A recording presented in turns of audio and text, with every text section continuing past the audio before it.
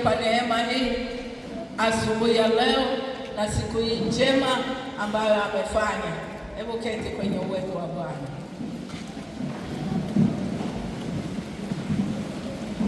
Mungu ametupa neema tena 2025 tarehe hii ya 25 kukutana mahali hapa. Niwakaribishe wageni na wenyeji kwenye nyumba ya Bwana. Wale wageni wenyeji, naomba tupungiane namna hii. Kwani hatupo? Wageni wenyeji, karibuni nyumbani kwenu kumenoka. Ina maana kusema wageni wenyeji, kuna watu wanaonekanaga Krismasi, mwaka mpya na Pasaka, biashara imeisha siku hizi, lakini Bwana bado anakupenda, lakini bado tunakupenda, lakini Mungu bado anakutunza, lakini Mungu bado anakutetea. Haleluya! Bado yuko na wewe, usiogope, usiogope. Saa ndio hii na wakati ndio huu wa kumng'ang'ania yeye aliyezaliwa katikati ya maisha yetu. Niwapongeze sana wale ambao umeacha usingizi wenu. Najua usiku wa jana ulikuwa ni mrefu, ulikuwa na mambo mengi, ulikuwa na ibada za usiku, ulikuwa na mikesha mbalimbali. Wengine wamekesha mpaka wameshindwa kufika ibadani, lakini wewe mshike jirani yako mkono, mwambie karibu nyumbani mwa Bwana. Na najua wengi tumesafiri, wengi wamesafiri na wengi bado tutasafiri. Utakaye safiri, peleka salamu zetu kwa upendo kabisa kule unapoelekea. Wale wageni karibuni nyumbani, tunawapenda na bado tunawathamini pia, na kazi ya Mungu kama mnavyoiona inaendelea. Tunamshukuru Mungu aliyekuwa pamoja na sisi. Jina la Bwana libarikiwe. Leo ni siku ya kukumbuka kuzaliwa kwa Yesu. Kichwa tulichopewa leo kinasema Emmanuel, Mungu pamoja na sisi, na neno tumepewa kutoka kitabu kile cha Isaya mlango wa 9 mstari wa 6 na ule wa 7. Nabii Isaya mlango wa 9 mstari wa 6 mpaka ule wa 7, neno la Mungu linasema, kwa maana kwa ajili yetu mtoto amezaliwa, tumepewa mtoto mwanamume, na uweza wa kifalme utakuwa begani mwake, naye ataitwa jina lake Mshauri wa Ajabu, Mungu mwenye nguvu, Baba wa milele, Mfalme wa amani. Maongeo ya enzi yake na amani hayatakuwa na mwisho kamwe, katika kiti cha enzi cha Daudi na ufalme wake, kuthibitisha na kutegemeza kwa hukumu na kwa haki, tangu sasa na hata milele. Wivu wa Bwana wa majeshi ndio utakaotenda hayo. Bwana Yesu asifiwe. Bwana asifiwe sana. Kanisa, Bwana asifiwe. Sisi kama Mungu ametupa neema na kibali ya kuiona siku hii ya kuzaliwa kwa Yesu Kristo, yatupasa basi tutambue kabisa kwamba Mungu yu pamoja na sisi, ambao Mungu ametupa neema na kibali cha kuiona siku hii njema. Sisi ambao tuko mahali hapa tutambue kabisa kwamba Mungu ametupa neema na kibali, na kwamba yeye yuko pamoja nasi. Katika habari hii tuliyosoma, tumeona mtoto amezaliwa kwa ajili yetu. Mtoto amezaliwa kwa ajili yetu, maana kwa ajili yetu mtoto amezaliwa. Tumepewa mtoto mwanamume, na huyu mtoto mwanamume sio mtoto wa kawaida kama tunavyojua watoto wengine wanaozaliwa. Huyu ni mtoto wa kipekee, ni mtoto ambaye amevalishwa, amepewa nafasi, amepewa vyeo, amepewa ukuu, amepewa ufalme.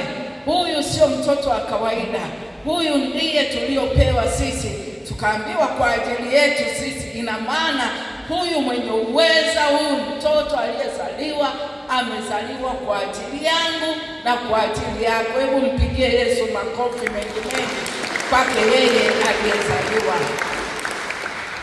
Tunaona sio mtoto wa kawaida. Tunaambiwa ni Emmanuel, Mungu pamoja na sisi. Ina maana huyu tuliyepewa ni kwamba Mungu yuko pamoja na sisi kupitia Emmanuel, kwamba Mungu pamoja na sisi. Mahali popote utakapokuwa, chochote utakachofanya, ujue kwamba Mungu yuko pamoja na wewe. Haleluya, Bwana Yesu asifiwe. Ujue Mungu yuko pamoja na wewe popote, chochote unachofanya. Usitegemee kwamba Mungu hayuko. Mungu yuko pamoja na wewe. Ukiingia chooni na yeye yupo, ukienda kulala na yeye yupo, ukiingia kwenye kona na yeye yupo. Huyu ndiye tuliopewa, aliyezaliwa kwa ajili yetu. Tumepewa mtoto mwanamume na uweza wa kifalme utakuwa mabegani mwake. Huyu sio mtoto wa kawaida. Yatupasa sasa tujue kwamba huyu tulionaye ni Mungu kweli, tena yuko pamoja na sisi. Haleluya, Bwana asifiwe. Hatutaki kwamba Mungu yuko pamoja na sisi. Si yeye anasema kwenye neno lake, Mungu pamoja. Tumepewa mtoto mwanamume huyu Emmanuel, ambaye ni Mungu pamoja na sisi mahali popote tulipo. Chochote unachofanya usifikirie Mungu hakuoni. Anakuona, ananiona. Chochote popote. Sio mtoto wa kawaida huyu, sio mtoto wa kawaida. Tunaambiwa uweza wa kifalme upo mabegani mwake, na zaidi ni mtawala wa milele, ni mfalme wa milele. Sio wa leo na kesho hayuko na wewe, ni wa milele mpaka utakapoingia kaburini. Yeye yuko pamoja na wewe. Haleluya, mpaka utakapoingia kaburini, yeye yuko pamoja na wewe. Tunaambiwa huyu pia, tunaambiwa ni mshauri wa ajabu. Unajua kitu cha ajabu ni kitu ambacho unakiona, lakini utendaji wake kilivyokaa unasema hiki kitu ni cha ajabu sana. Au mtu anapofanya kitu kilicho kinyume au ni kikubwa au cha maajabu fulani, unasema huyu mtu sio wa kawaida, huyu mtu ni wa ajabu sana, kwa sababu ana mambo ya ajabu mengi yasiyofikirika, yasiyolinganishwa na kitu chochote. Kwa hiyo huyu tunaambiwa huyu ni mshauri wa ajabu. Huyu ni mshauri wa ajabu ambaye katika mambo yote duniani kote, utaenda kwa wataalamu, utaenda kwa makansela, watakushauri, kwa washauri watashauri, lakini huyu tunaambiwa ni wa ajabu. Maana ukipeleka ushauri, ukitaka ushauri kwake, hata kushauri mpaka upate mpenyo wa kutoka. Haleluya, hata kushauri mpaka upate mwelekeo, hata kushauri hata pale ulipokuwa uone mwanga, unaona mwanga kupitia ushauri wake. Bwana asifiwe. Bwana Yesu asifiwe. Kanisa, Bwana asifiwe. Huyu ni mshauri wa ajabu. Ukitaka ushauri, nenda kwa huyo Mnazarayo, huyu aliyezaliwa kwetu leo, huyu mtoto mwanamume aliyezaliwa kwetu. Tunaambiwa ni mshauri wa ajabu. Katika kila jambo unalotaka kufanya, tafuta ushauri kwake. Mungu pamoja na sisi. Chochote unachotaka kufanya kwenye maisha yako, usifanye kwa akili zako, usifanye kwa elimu yako ulionayo, usifanye kwa utaalamu ulionao. Hapana, simama na yeye. Ukitaka ushauri kwake, nifanye nini hapa? Bwana asifiwe. Washarika, Bwana asifiwe. Mimi sijui mnanielewa. Ajabu nakwambia,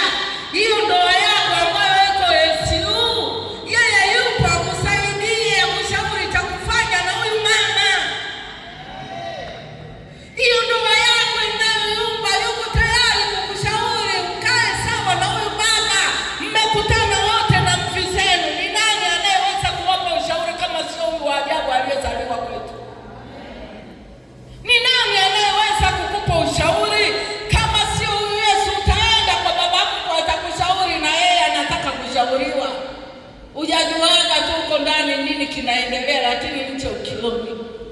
Unaenda kwa mdhamini wako wa ndoa, hujui tu hiyo ndoa nayo iko SU tena afadhali hata ya kwako. Lakini hakuna mwanadamu aliyewapa hii neema, aliyepata hii neema ya kuwa mshauri wa ajabu. Ukipeleka kesi kwake, yaani kabla hujamaliza ushapata jibu. Haleluya! Kabla hujamaliza yeye kesha kuonyesha, unapita hapa bwana, hii ndio itakaa sawa. Mbona siku ile ulimuita hani? Mbona siku ile ulimuita baby? Mbona siku ile ulisema, yaani nikiangalia glasi na kuona wewe leo kati ya wanawake na wewe utajiita mwanamke. Amina. Kati ya mwanaume na wewe utajiita mwanamume, mwanamume suruali tu wewe. Siku ile kuna mahali ambapo adui amekutoa kwenye mstari. Unahitaji ushauri wa huyo aliyezaliwa. Haleluya. Unahitaji ushauri wa huyo Yesu aliyezaliwa kwetu. Yeye akikushauri mambo yako yanakaa sawa. Sio kwenye ndoa tu, sio kwenye familia tu, hata kazini, hata hiyo biashara unayoifanya unaona mambo hayaendi, rudi kwake kwenye goti, mwambie wanaume, mshauri wa ajabu, mimi nataka kuona hayo maajabu yanayotoka kwako, mpaka wanaoona na kusikia wabakie wanashangaa. Haleluya. Inawezekana. Inawezekana ukifungua moyo wako na kumruhusu. Ninakumbuka ile tarehe 24 mwaka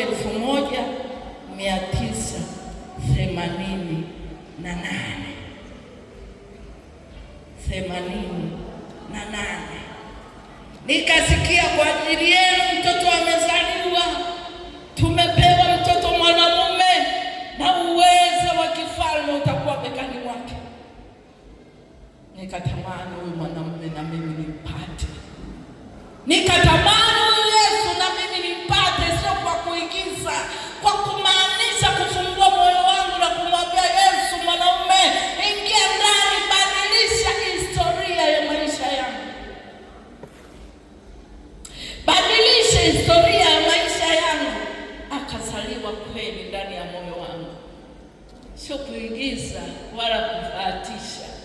Mpaka leo Emmanuel anaishi ndani, mimi pamoja naye, Mungu pamoja nami. Ndio maana niko hapa saa hii ninayasimulia matendo makuu ya Bwana. Ukimkamata huyu aliyezaliwa kwa moyo, kumruhusu azaliwe ndani ya moyo wako, hautabaki msharika kupigwa danadana, hautabaki mtu wa kurushwa vichura na adui. No. Yeye atakuonyesha cha kufanya. Yeye atakuonyesha njia sahihi ya kuendea. Atakushauri, atakuonyesha cha kufanya. Atakupa kitu cha kuweza kutembea na kuona kwamba huyu niliye naye sio wa kawaida. Mama anakushauri vitu ambavyo sivyo vya kawaida. Anakushauri vitu ambavyo hakuna mwanasaikolojia yoyote anayoweza kukusaidia. Mama ukienda kwake utarudi tena kuomba huo ushauri wa hicho kitu, utaomba ushauri wa kitu kingine. Unataka kuanza mradi, anakupa ushauri, nenda kaanzia hapa, nenda endelea hapa. Ukitaka kuongeza kitu kingine, unarudi kwake unamwambia nataka kuongeza, anakupa ushauri na maarifa ya kufanya kwa ajili ya hicho kitu. Huyu ndiye mshauri wa ajabu. Tena tunaambiwa ni Mungu mwenye nguvu. Hakuna Mungu mwingine anayeweza kusimama mbele yako. Hata wajapojipanga miungu mingapi, wajapojipanga hata misimu, hata vitu gani vijapojipanga, hakuna anayelinganishwa na huyu Mungu aliye hai. Bwana asifiwe. Tunaambiwa yeye ni mwenye nguvu. Wafalme wote wanaanguka mbele zake. Viumbe vyote vinaanguka mbele zake. Kila jicho, kila mdomo unatamka yeye ni Bwana. Kwa nini? Yeye ni Mungu mwenye nguvu. Anaweza kufanya mambo makubwa kuliko wewe unavyosema. Anaweza kufanya vitu vikubwa kuliko miungu mingine iwayo yoyote. Leo utaenda kwa mganga, atakupa irizi, itakusaidia, itakulinda na familia na biashara yako. Kaweke, weka, linda hii kitu, kaweke. Basi roho yako yote imekaa pale kwenye kielezi, sivi kimesogezwa, hiki chumba usiingie kabisa, kuna vitu vyangu nimeweka huko. Kumbe kile kielezi ulipewa ukaambiwa kaweke mahali ambapo kuna utulivu wa kweli huko magotini pa Yesu. Bwana asifiwe. Bwana asifiwe. Na ukienda kwa Yesu kuna amani, kuna furaha. Ukikuta mwenziko anaomba na wewe ukiingia ruksa. Lakini hebu imagine kwamba umepewa kitu, umeweka hapo, unaambiwa angalia, weka mahali ambapo watu hawapitipiti, weka mahali ambapo kuna utulivu. Hiyo sio jibu la hicho unachokitafuta. Hiyo nguvu inaisha hiyo. Utaisoma, itakapoisha utakuwa mbovu kuliko ulivyokuwa mwanzoni. Hicho unachokifanya kitakuwa kibaya kuliko hata kile cha kwanza kilivyokuwa. Lakini wanaume mwenye nguvu na uweza, akiwa pamoja na wewe katika kila jambo, na nguvu zake zikiwa pamoja na kile kitu unachokifanya, ninakuambia hakuna atakayeweza kusimama mbele yako. Bwana Yesu asifiwe. Bwana Yesu asifiwe. Hakuna anayeweza kusimama mbele yako kufanya kilicho kinyume. Akisimama na kutana na nguvu ya huyu mwanaume wa wanaume, badilishe historia ya maisha, badilishe historia. Anaweza akabadilisha hata kile ambacho unaona leo hakiwezekani, lakini kesho inawezekana ukimruhusu Yesu ndani ya maisha. Inawezekana. Mahali ulipokwama mwaka jana, usitamani Januari kukuta hapo. Leo kata shauri ya kusema huyu aliyezaliwa ninatamani aingie ndani ya moyo wangu, yeye awe pamoja nami na mimi pamoja na yeye. Yeye ni mfalme wa wafalme, Mungu mwenye nguvu, na zaidi anaambiwa huyu ndiye mfalme wa amani. Haleluya, haleluya. Kanisa, tunatafuta amani ya nchi, tunatafuta amani ya kanisa, tunatafuta amani ya familia. Amani ya kweli inapatikana kwa huyu mwanaume wa wanaume, huyu mtoto aliyezaliwa kwetu leo. Yeye tunaambiwa ni mfalme wa amani. Mfalme ukienda kwake kila kitu kipo. Mfalme ukienda kwake kila kitu unachotaka kipo. Sasa unaambiwa huyu ni mfalme wa amani. Ina maana ukimruhusu ndani ya maisha yako, utakuwa na amani ya kutosha, wala hakuna cha kukukwaza, wala hakuna cha kukuumiza, wala hakuna cha kukujeruhi. Umenikwaza mimi, atakuwa yasiimbi. Usiimbe, Mungu atainua mawe yataimba. Ni kwa sababu hujapata nafasi ya kumruhusu huyu mfalme wa amani aingie ndani ya maisha yako. Yeye aliye amani ya kweli, ili akupe amani na wewe popote unapokuwa. Amani ya Kristo itawale ndani ya maisha yako. Bwana asifiwe. Utakaa hata siku moja umwambie jirani yako umemkosesha amani. Alipokukosesha amani ukachukua hatua gani? Ukatengana naye, ukakaa pamoja, ukakaa mbali na yeye. Kanikosesha amani kabisa, kanikwaza, 1 2 3 4 nimesikia, kanikosesha amani. Yuko mfalme wa amani, huyu Yesu. Tafute leo, akiingia ndani mwako hakuna cha kuwakwaza walio na Yesu Kristo ndani ya maisha yao. Hakuna la kukuumiza, hata kwenye familia, hata kwenye ndoa.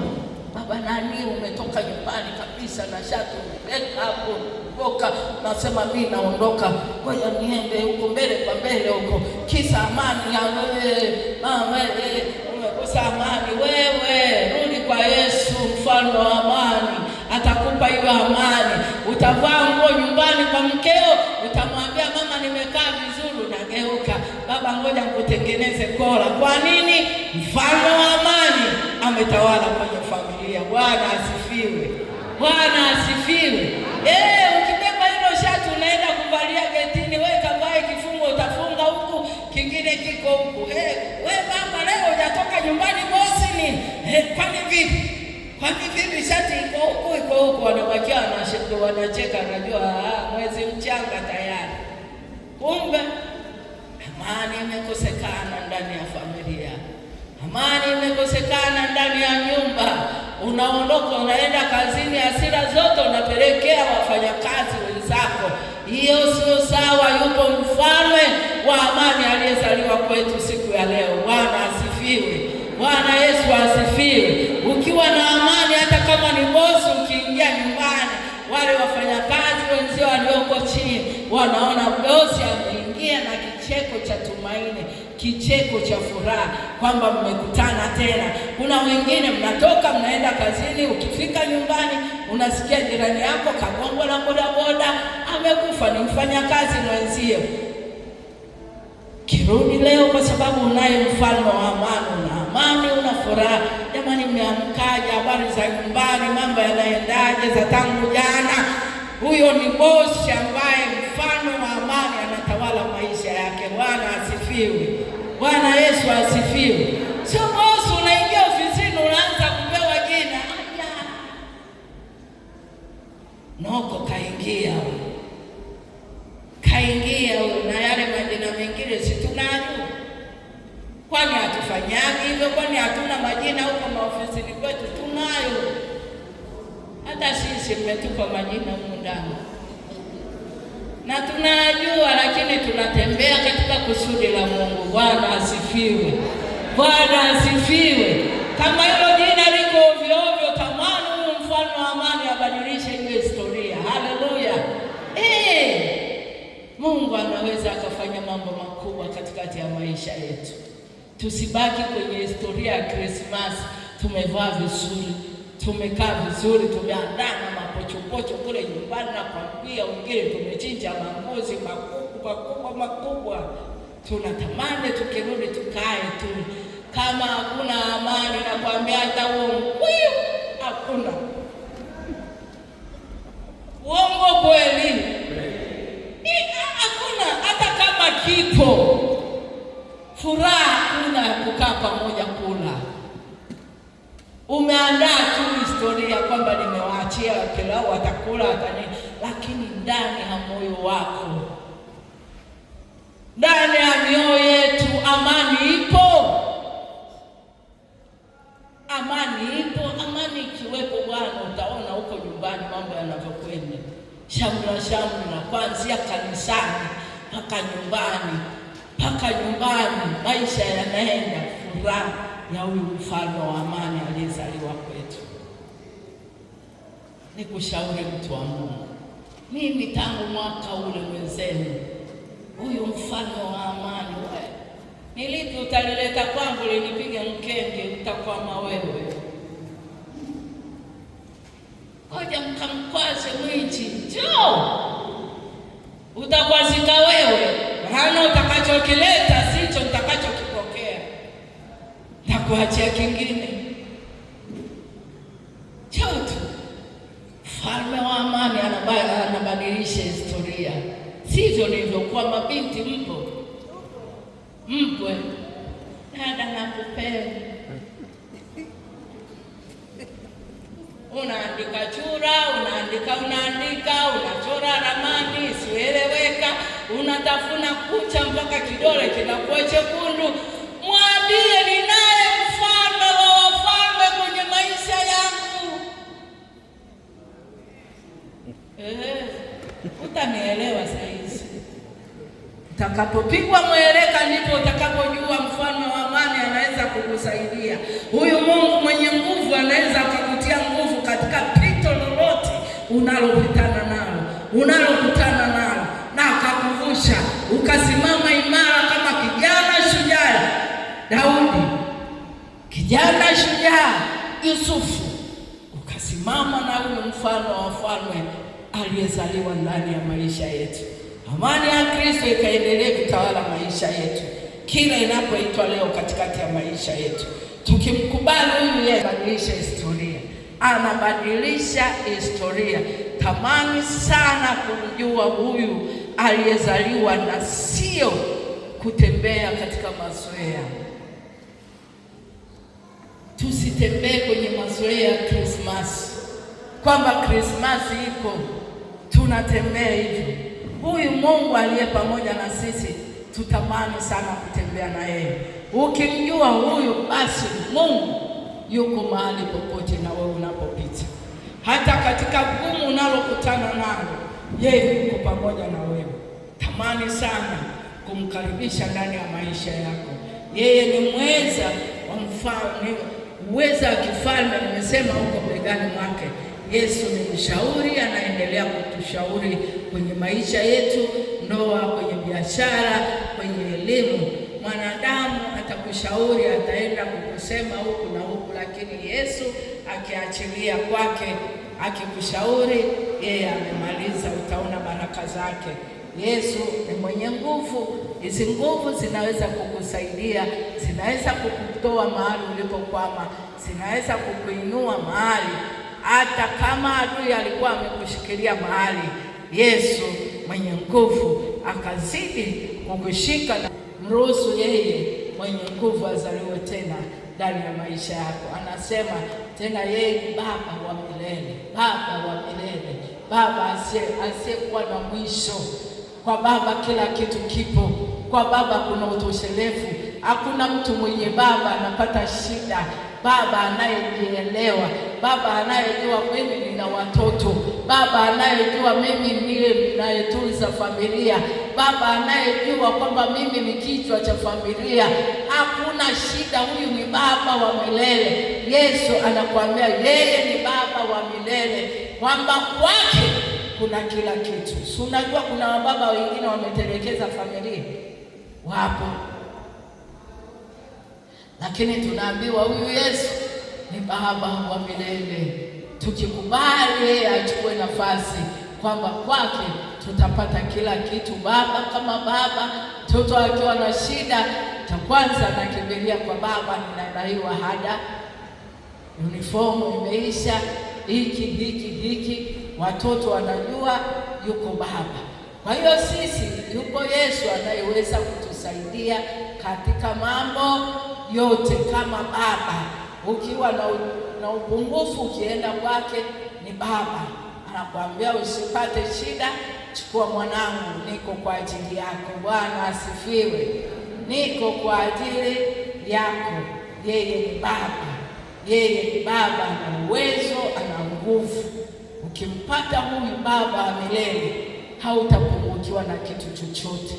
Huyu Baba duniani kuna wakati nafikia ukomo, Baba anarehemika, unabaki tena una baba. Nikifika ukomo, baba ameondoka nyumbani, umebaki tena baba hayuko nyumbani, amehamia kwenye familia nyingine au mji mwingine, umebaki hivyo. Lakini nikupe shauri asubuhi ya leo, huyu mfalme wa wafalme, Baba mwenye nguvu, yeye anaweza kutusaidia kila jambo. Ukiwa na baba upungukiwe chochote. Ukiwa na baba, ukimwita baba anaitika mwanangu. Ukiwa na baba anaitika mwanangu, na ataitika kama uhusiano wako uko vizuri na yeye. Haleluya! Kama uhusiano wako hauko vizuri na Mungu, unaweza ukamwita sikio lake likakaa pembeni. Anasema maovu yenu yamewafarakanisha na Mungu wenu, hata hataki kusikia. Ina maana kuna namna ambavyo tunatamani kukaa na baba yetu vizuri, ili tupate yale mazuri kutoka kwake. Lakini kama uhusiano wako hauko vizuri na huyo baba, usitegemee kwamba vitu vyake utavipata. Uwezi ukavipata.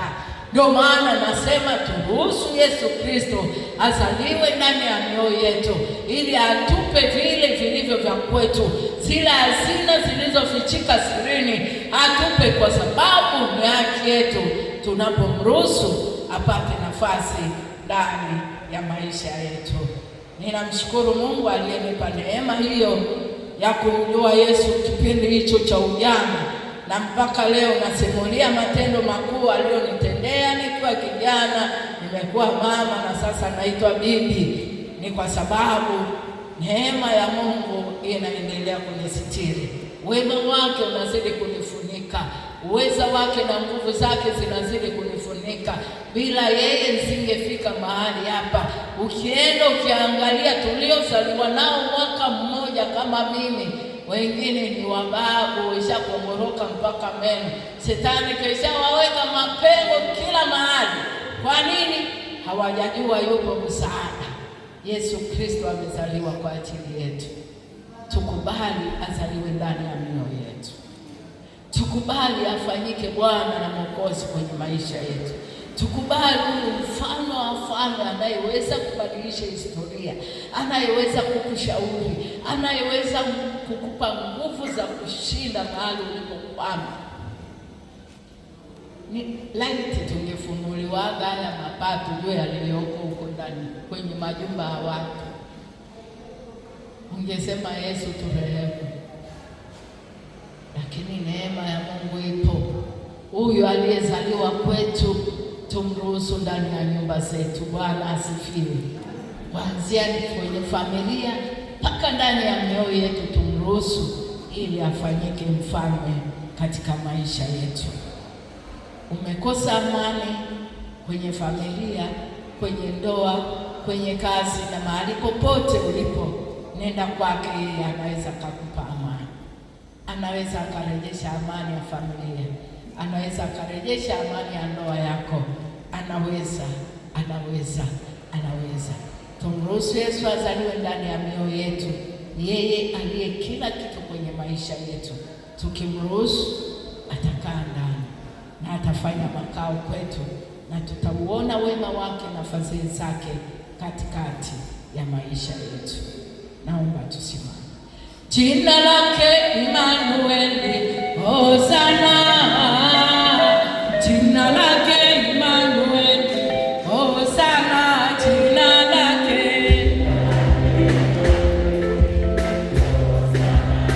Hosiana. Jina lake Immanueli, Hosana. Mungu pamoja na sisi, Hosana.